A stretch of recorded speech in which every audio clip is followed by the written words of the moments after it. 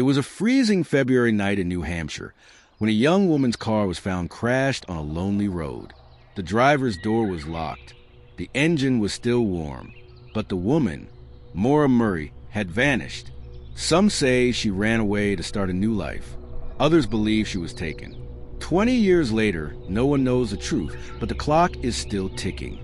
Maura Murray wasn't just another name in a missing persons report. She was a bright, ambitious 21-year-old nursing student at the University of Massachusetts, Amherst. Those who knew her described her as athletic, disciplined, and full of potential. She came from a close-knit family, and on the surface, she seemed to have her life ahead of her. But beneath that promising image, there were cracks in her story, hidden struggles, secrets, and choices that made her disappearance all the more puzzling.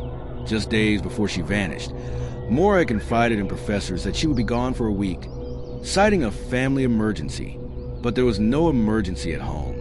Instead, she had packed up her belongings, emptied her bank account nearly $280, and quietly set off on a mysterious journey north. Why? What was she running from? Or running toward? On February 9th, 2004, Maura emailed her professors, telling them she would be out for the week. Then she got into her black satin sedan and began driving toward the rugged white mountains of New Hampshire. She didn't tell her friends. She didn't tell her boyfriend.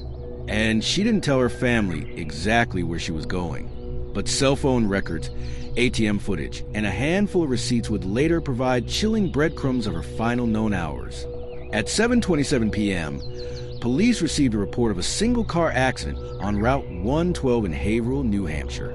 When officers arrived, they found Maura's car lodged in a snowbank. The windshield was cracked, airbags deployed, and a box of wine lay spilled inside. But the strangest detail wasn't the car, it was the driver, because Maura was gone.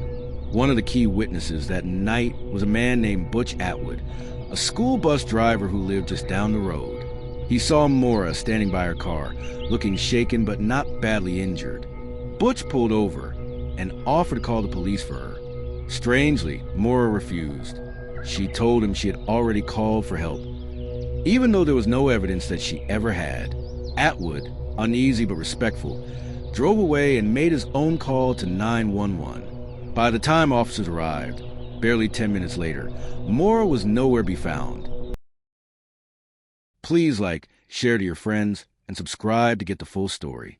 Thanks.